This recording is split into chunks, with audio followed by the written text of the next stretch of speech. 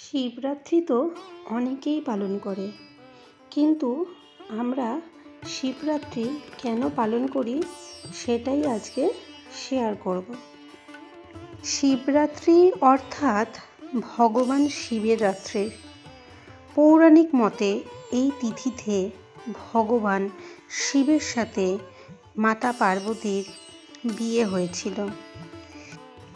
এটা ভগবান শিবের আরাধনার রাত্রি, যা ফাল্গুন মাসের কৃষ্ণপক্ষে চতুর্দশীতে পালন করা হয়।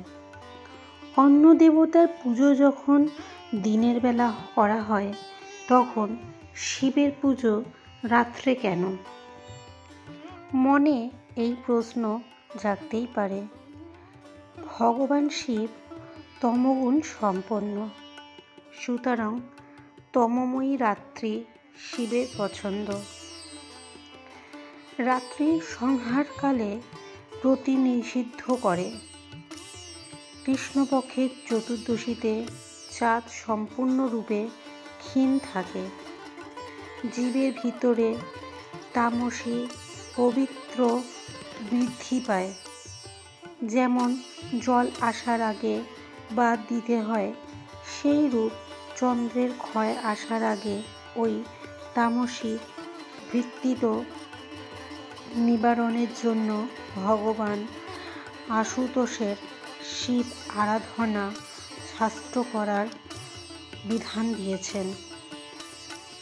সংহারের পর নতুন সৃষ্টি অনিবার্য।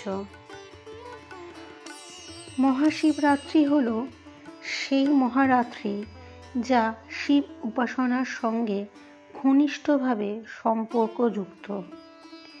এই উৎসব শিবের দৈব অবতারের একটি শুভ উৎসব। নিরাকার থেকে আকারে তার অবতারের রাতকে বলা হয় শিবরাত্রি। তিনি আমাদেরকে কাম, ক্রোধ, লোভ, আসক্তি, হিংসা ইত্যাদি থেকে মুক্ত করেন এবং পরম সুখ, শান্তি ও ঐশ্বর্য দান করেন। প্রতি বছর ফাল্গুন মাসের কৃষ্ণপক্ষের চতুর্দশী তিথিতে মহাশিবরাত্রি পালন করা হয়। মহাশিবরাত্রি সম্পর্কিত কিছু গল্প। প্রথম কিংবদন্তি অনুসারে ভগবান শিব প্রথম ফাল্গুন মাসের কৃষ্ণপক্ষের চতুর্দশী তিথিতে শিবলিঙ্গ রূপে আবির্ভূত হন। এই কারণে এই তারিখটি প্রতি বছর মহাশিবরাত্রি হিসাবে পালন করা হয়, ভগবান শিবের জ্যোতির্লিঙ্গের প্রকাশ হিসাবে। শিব পুরাণ অনুসারে শিবের নিরাকার রূপের প্রতীক লিঙ্গ শিবরাত্রির শুভ তিথিতে আবির্ভূত হয়েছিলেন এবং ব্রহ্মা ও বিষ্ণু দ্বারা প্রথম পুজো হয়েছিল। যেখানে স্কন্দ পুরাণে বলা হয়েছে যে আকাশ নিজেই লিঙ্গ, পৃথিবী তার পীঠ বা ভিত্তি এবং সব কিছুই অসীম শূন্য থেকে জন্মেছে। তার মধ্যে ছন্দের কারণে তাকে লিঙ্গ বলা হয়। অন্যদিকে অন্য কিংবদন্তি অনুসারে শিবরাত্রিতে শিব ও দেবী পার্বতীর সাক্ষাৎ হয়েছিল। ফাল্গুন চতুর্দশী তিথিতে ভগবান শিব তার গৃহত্যাগ করেন এবং দেবী পার্বতীকে বিয়ে করে গৃহজীবনে প্রবেশ করেন। এ কারণে প্রতি বছর ফাল্গুন চতুর্দশী তিথিতে ভগবান শিব ও মাতা পার্বতীর বিবাহের আনন্দে মহাশিবরাত্রি পালিত হয়।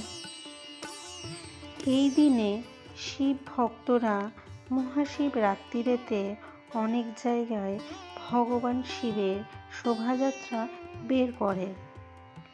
ধর্মীয় বিশ্বাস অনুসারে মহাশিবরাত্রির উপবাস, পুজো ও জল অভিষেক বিবাহিত জীবনের সকল প্রকার সমস্যা দূর করে এবং দাম্পত্য জীবনে সুখ ও সমৃদ্ধ আনে। এছাড়া মহাশিবরাত্রির দিনে 12টি জ্যোতির্লিঙ্গ প্রকাশিত হয়েছিল। এই কারণে মহাশিবরাত্রির উৎসব পালিত হয় 12টি জ্যোতির্লিঙ্গের আবির্ভাবের আনন্দে।